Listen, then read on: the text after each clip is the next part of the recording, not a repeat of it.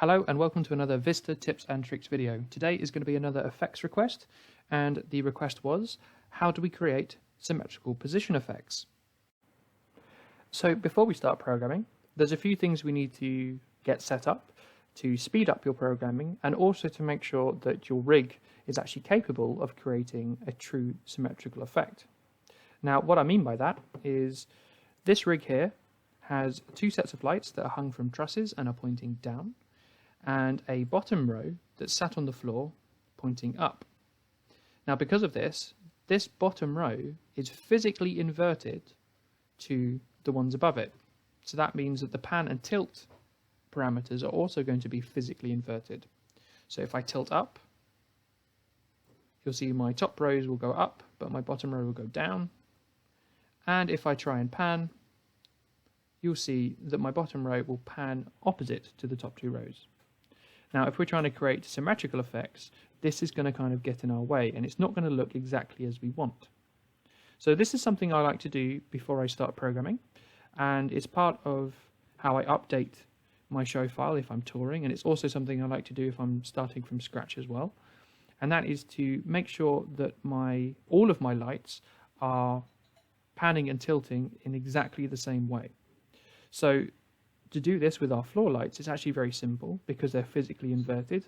All we need to do is kind of invert them back by going into Patch, going to Transforms, and then just clicking Invert Pan and Invert Tilt. And now, if I throw my top lights straight up, and I throw my floor lights straight up as well, and select all of them, you will see that they now pan in unison and tilt in unison. So now we reverse the pan and tilt of our ground row, we can move on to creating some other little bits that will help us programming effects. So the first thing we're going to do is create a group, and I'm going to create a linear group, or what I like to call a linear group, which is selecting my lights in order from right to left, top to bottom.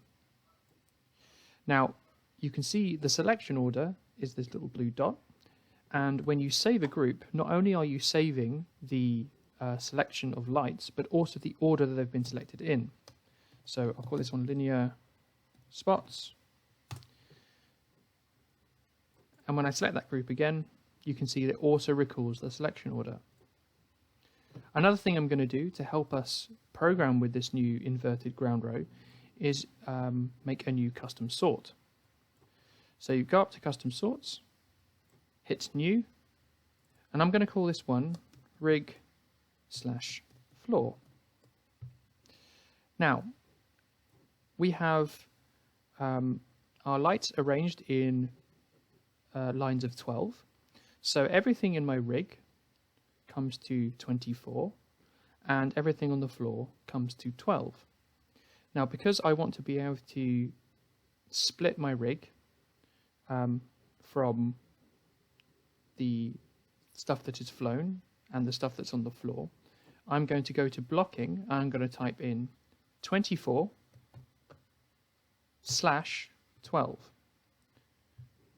Now close that.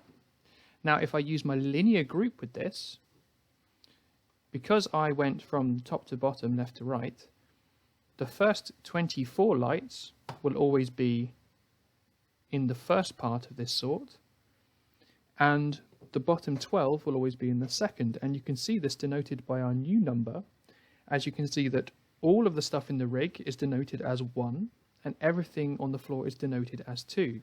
So this is how the rig will be split.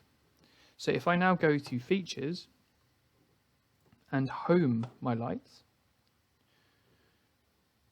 now like I said, normally this is what happens, but if I now fan them using this custom sort and this group by holding down my control key or my yellow modifier key, you can see that it now fixes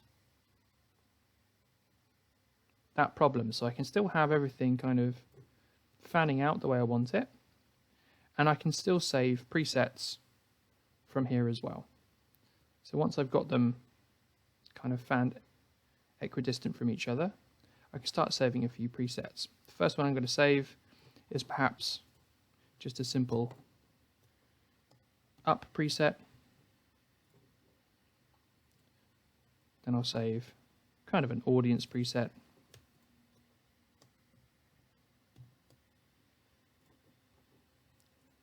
And I'll save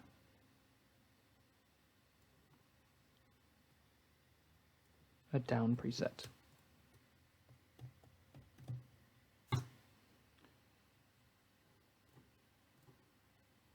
And because I'm holding down my fan key, I can also save presets where my floor lights are pointing up and my rig lights are pointing down. So I call this one up/down. So now we've created a few basic presets. We've inverted our floor package. We've created a linear group and a custom sort to help us program in some presets and get them moving in a nice way for us so we don't have to do half our rig and then half our rig. We can now start looking at some symmetrical effects. So with all of that set, let's move on to making a symmetrical effect. So when you make any effect in Vista, the first step and the most important step is your fixture selection. When you select your fixtures, the order in which you select them will be the order in which your effect runs across them. So if we want to create a symmetrical effect, we're going to need to use a symmetrical selection. So any symmetrical selection in theory will work, but I'm going to show you two that I like to use the most, and I refer to them as mirrored selections. And all they are is starting with the top two center lights of your rig. So these could be the furthest back, the furthest highest, wherever the starting point is for you in your rig. Basically, just go odd and even with its partner moving out. So 1 and 2 are paired, 3 and 4, 5 and 6, and so on. So doing this will create you a mirrored selection. If you notice, all of the even numbers are on one side of the rig and all of the odd numbers are on the other side. Once you finish one row or truss or selection of lights, then move down to the next selection you want to do this with and start from the center. So we're going to go from here, do this again, and then drop down to our ground package. Now once we have our selection, I'm going to save it in a group. So I'm going to call this one spots, mirror, and do an H for horizontal. Now once we've created a group, not only does it recall the lights that we want in the group, but it also recalls the selection order we used when saving that group. So this saves a lot of time going between different selection orders for different types of effect. So I can select my linear selection, or I can select my mirrored selection very quickly. I'm going to do one more mirrored selection. So instead of going across a horizontal mirrored selection, we're going to do a vertical mirrored selection. So all this means is instead of going across like this, we're going to go down. So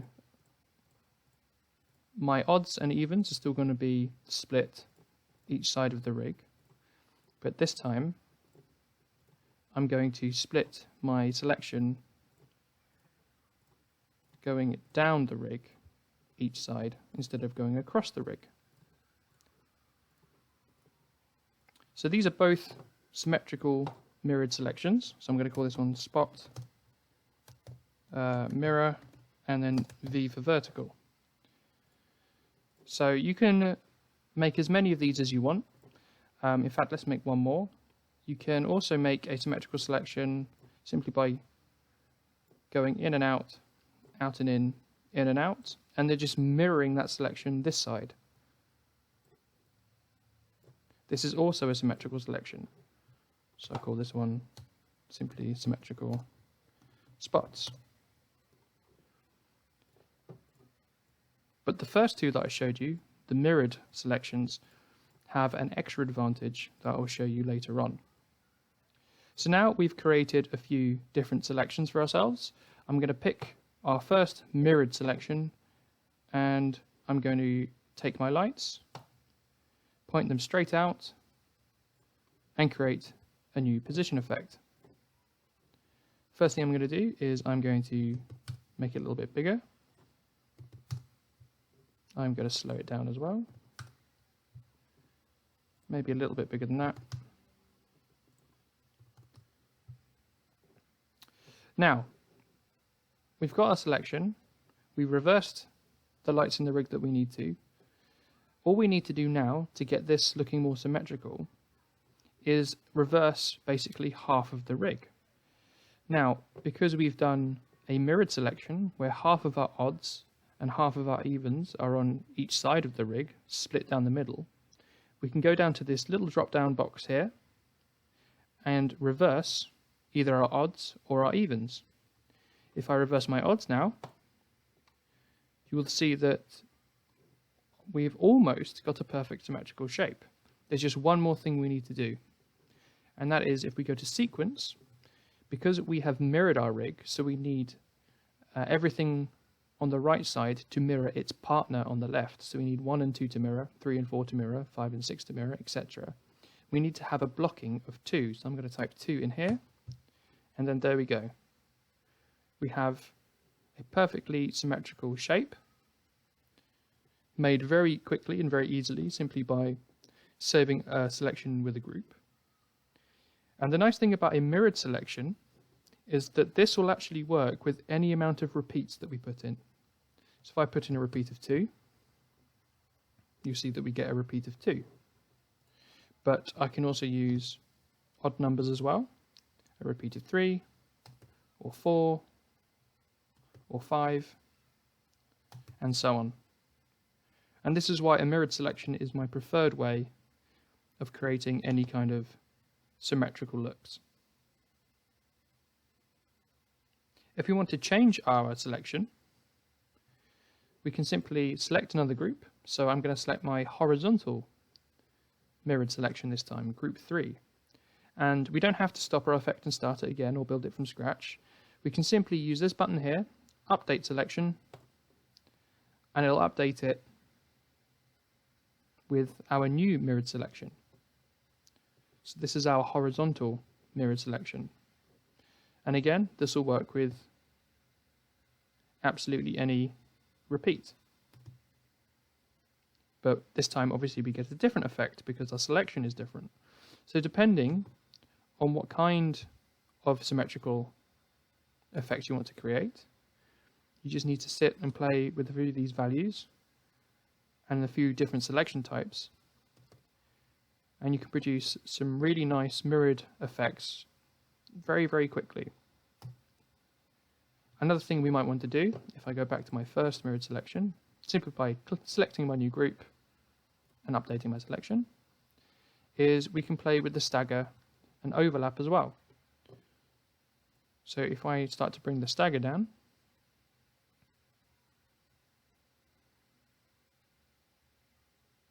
you see we start to change the shape even more, and I can also change the overlap as well in between each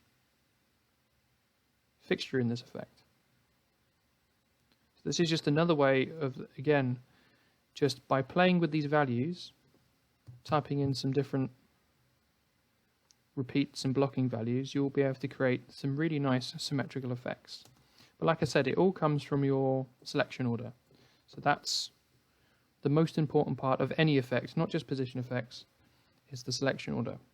Now this last one, this last selection order, is also a symmetrical selection.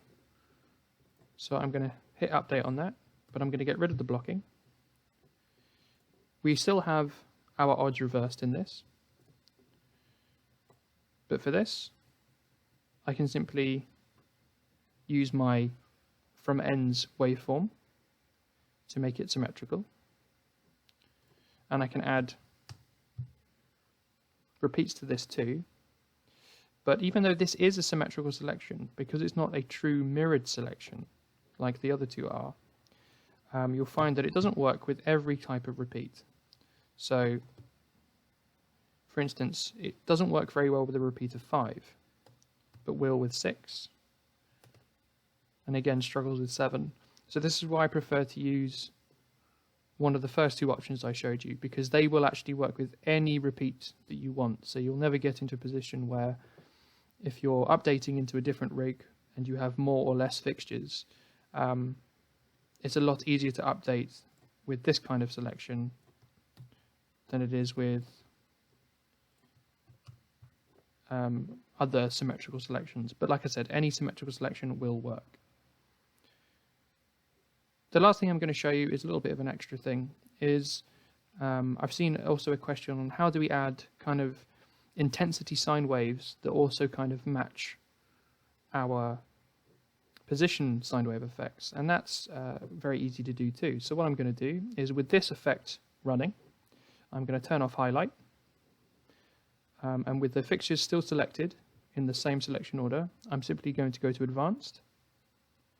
Then I'm going to click the plus button here to add another attribute, click intensity, and then if I use something like a square wave, you can see that we can start playing with how the intensity interacts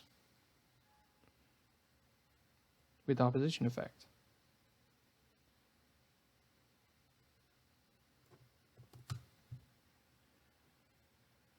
So we can get some pretty cool looking effects. And again, just by selecting a different group, we can update the sequence of this as well. So there you go. I think that looks even better. So the position and intensity are following the same sequencing, the same overlap and the same stagger, and because they're linked in the same effect, you can create some really nice kind of linked effects between different attributes. And we can do different shapes as well. This will work over kind of any of your shapes. And indeed, we'll also work with wave effects as well. So if you want to define the start and end points of any of your position effects using presets, just by adding another waveform with another attribute, you can also match them up to. And you can generate yourself really quickly some really nice looking things.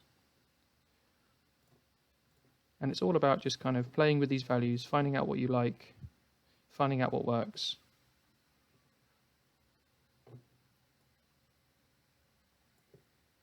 And you can get yourself some really nice looking stuff.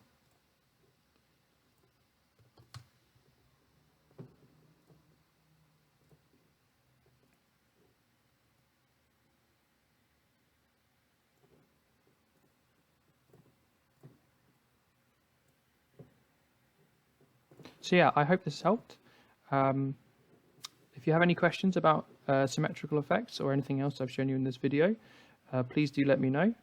If you have any other requests of anything else that I can show you, please let me know, and I will see you in the next video.